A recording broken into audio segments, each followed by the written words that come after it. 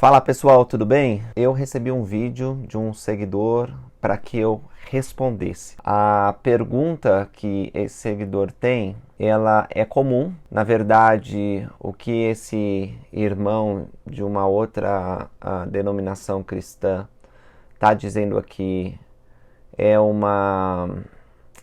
argumento frequente contra a Igreja de Jesus Cristo dos Santos dos Últimos Dias. Eu, na verdade, me sinto um pouco até cansado de responder isso tantas vezes. Eu já tratei aqui no canal com vocês algumas vezes, mas não tem um vídeo específico falando sobre isso. Então fica difícil de localizar, porque eu comentei durante o Vem Segue-me ou durante algum outro vídeo, uma live, e aí quando alguém me pede eu não sei aonde achar, porque tem tanto vídeo aqui no canal, então eu vou responder especificamente a este questionamento de Gálatas 1:8. Antes, vamos assistir o vídeo deste irmão. Eu não sei se ele é pastor, não sei se é líder religioso. Eu sei que ele tem um canal que ele fala sobre suas impressões religiosas. Então, vamos lá. Nós não devemos seguir nada que esteja fora das escrituras, do canão. Por exemplo, esse livro aqui é um novo evangelho. Se dizem ser um novo evangelho. O livro de Mórmon,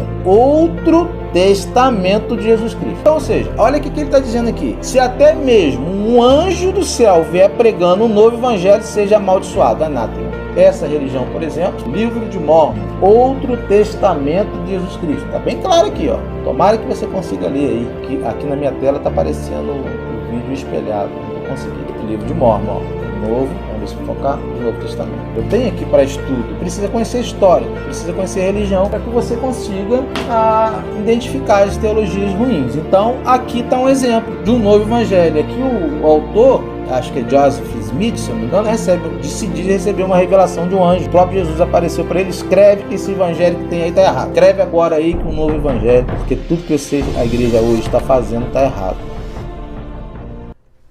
Bom, deixa eu começar respondendo essa crítica contra a Igreja de Jesus Cristo dos Santos dos Últimos Dias, explicando sobre a escritura que ele menciona, que é Gálatas 1:8. E aqui é o apóstolo Paulo falando aos membros da igreja, aos santos que viviam na Galácia. A Galácia, ela não era uma cidade, era mais como um estado, uma província. Então tinha várias cidades naquela região. E durante a segunda viagem missionária que o apóstolo Paulo fez, ele ensinou muitos santos lá. Acontece que ele ouviu sobre apostasia, sobre membros da igreja fazendo coisas erradas. O que acontecia? Eles estavam se voltando a aspectos da lei de Moisés, que já haviam sido cumpridos pelo Salvador Jesus Cristo. Então, esses judeus cristãos, eles tinham dificuldade de se desvincular de algumas crenças do passado. Nós vamos estudar oportunamente no Vem Segue-me este ano sobre isso. Eu recomendo vocês que assistam, porque eu vou falar mais profundamente sobre o que Paulo estava preocupado e o que ele ensinou. Mas especificamente sobre este versículo, que foi escrito uns 4, 5 anos depois da viagem missionária, da segunda viagem missionária que ele havia feito. Então foi entre 55 a 57 a.C., a estimativa que a gente tem. Paulo, ele fala dessa preocupação. E a gente não pode arrancar um versículo das Escrituras e usar aquele versículo como a gente bem entende, sem considerar o contexto aonde aquele versículo originalmente está inserido. Então eu vou abrir com vocês as Escrituras, aqui Gálatas 1, e eu vou ler alguns versículos para que a gente possa entender o que Paulo está querendo dizer. Diz assim: Paulo, apóstolo, ou seja, ele já se identifica como alguém que foi chamado por Jesus Cristo. Ele não é um irmão da igreja, ele não está escrevendo por amizade, ele está escrevendo porque ele recebeu essa incumbência, não dos homens, mas de Jesus Cristo. E a todos os irmãos que estavam com ele, as igrejas da Galácia. Graça e paz de Deus, Pai, e de nosso Senhor Jesus Cristo. E ele fala no versículo 6, maravilho-me de que tão depressa passeis daquele que vos chamou a graça de Cristo para outro evangelho, que não é outro, mas há alguns que vos inquietam e querem distorcer o evangelho de Cristo. Ou seja, depois de 4, 5 anos, aqueles conversos haviam esquecido que Paulo tão ardentemente havia tentado transmitir a eles. Eles haviam deixado o evangelho de Jesus Cristo, ainda que eles diziam que era o mesmo evangelho, né? Mas eles haviam distorcido, colocando elementos que não faziam parte da simplicidade da palavra de Cristo. E aí ele diz, ainda que nós mesmos, ou um anjo do céu, vos anuncie outro evangelho, além do que já anunciamos, seja anátema. Essa palavra anátema significa maldição. Então o que Paulo está querendo dizer aqui? Nós ensinamos a verdade, nós ensinamos o evangelho da salvação, o evangelho de Jesus Cristo. Ainda que nós mesmos falemos para você esquecer aquelas coisas, não esqueçam, porque aquele é o evangelho verdadeiro. Então, seja amaldiçoado aquele que procurar desviar vocês do caminho da retidão. Porque o evangelho de Jesus Cristo que nós anunciamos na primeira oportunidade é luz e verdade. Isso às vezes acontece, né? Tem um missionário, um membro da igreja que nos apresenta a verdade divina, mas depois de um tempo esse missionário ou esse membro se desvia do caminho e tenta nos convencer dizendo, olha, esquece, aquilo lá era errado, mas você recebeu um testemunho espiritual de que é verdade. Ainda que aquele missionário procure te afastar, você vai dizer, não, eu sei que é verdade, eu tenho um testemunho revelado por Deus. E eu sou grato por você ter me apresentado essas coisas, mas ainda que você diga que aquilo é mentira, eu não posso negar, porque eu recebi um testemunho espiritual. Paulo sabe da necessidade de receber revelação. Olha o que ele diz aqui no versículo 12.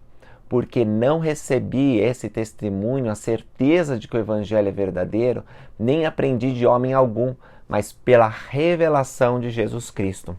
Então, o que Paulo vai incentivar nessa carta é os membros, os santos daquela época, a continuarem no evangelho original que ele pregou e receberem revelação do próprio Senhor Jesus Cristo de que as coisas são verdadeiras.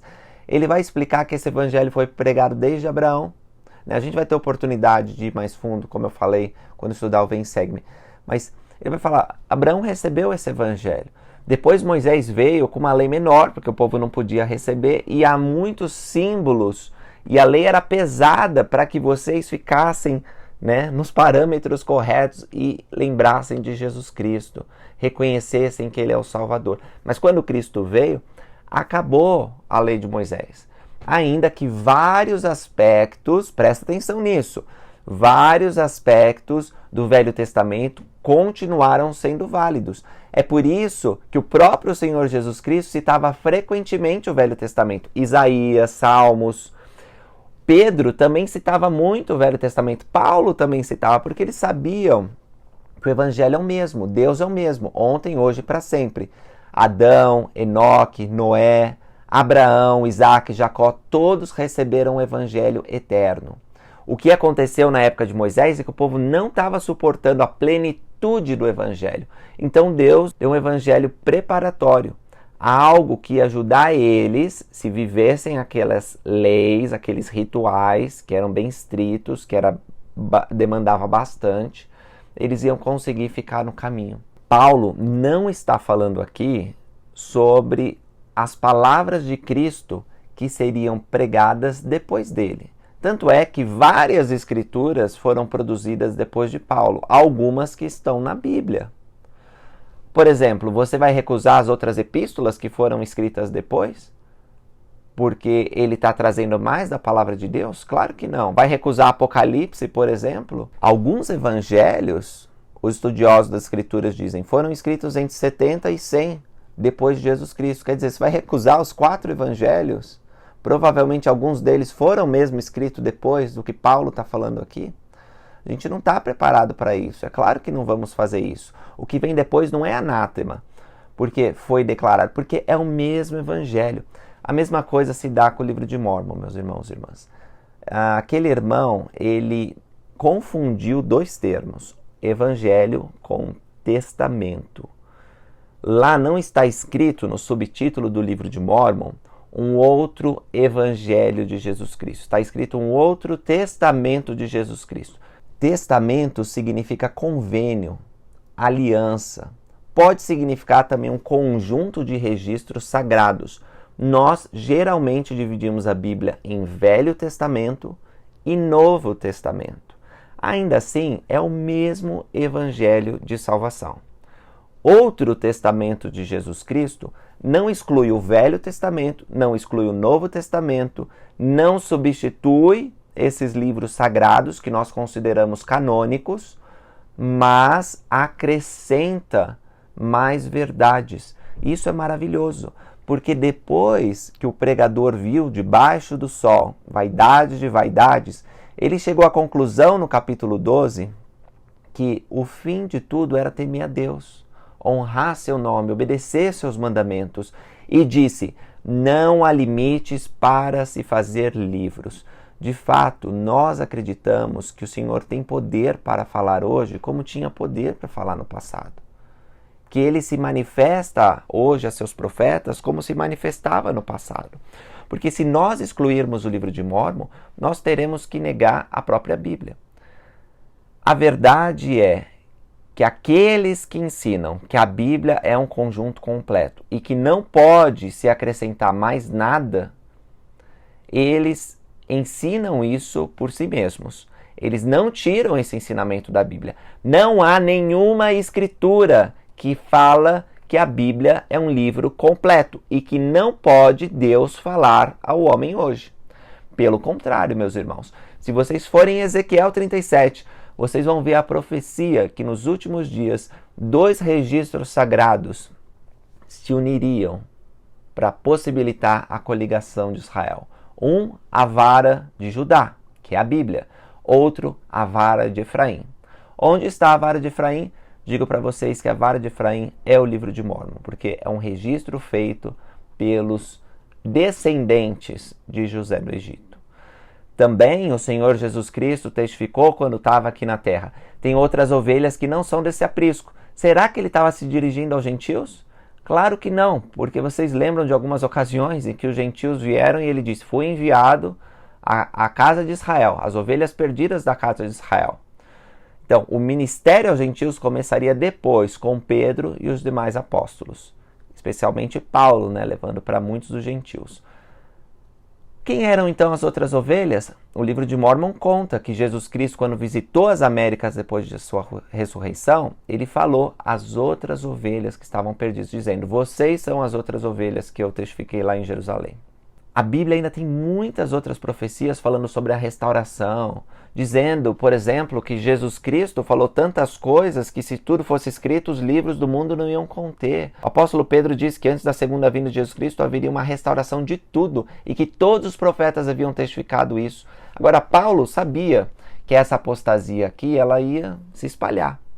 De fato, ele escreve muito sobre a apostasia da igreja, mas ele tinha confiança, assim como os demais apóstolos, que uma restauração final aconteceria.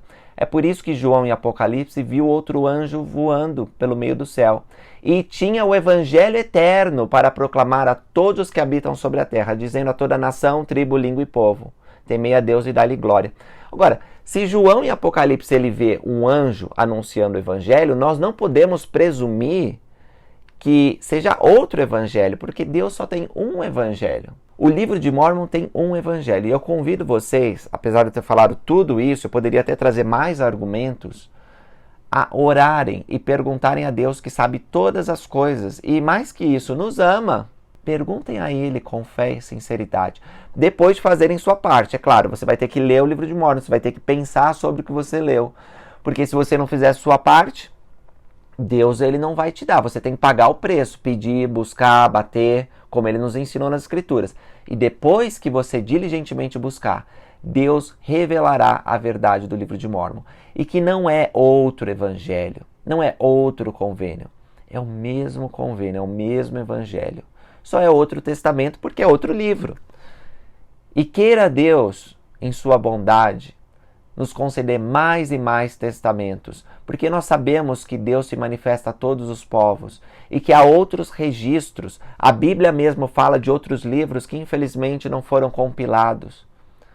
E eu gostaria muito de ver a época em que mais escrituras viessem à luz. Mais escrituras antigas, eu digo, porque escrituras modernas nós temos. Nós temos profetas e apóstolos que conversam com Deus e que testificam a verdade. E assim como Paulo foi chamado como apóstolo aqui, há apóstolos hoje e falam a verdade.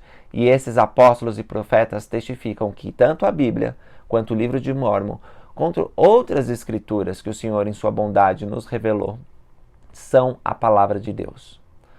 Agora, eu concordo com Paulo, que se eu mesmo, que estou gravando esse vídeo com vocês, ou um apóstolo do Senhor Jesus Cristo, ou até um anjo aparecer e dizer, olha, tudo isso é mentira, não esqueça isso, é tudo besteira, então seja anátema, não acredita.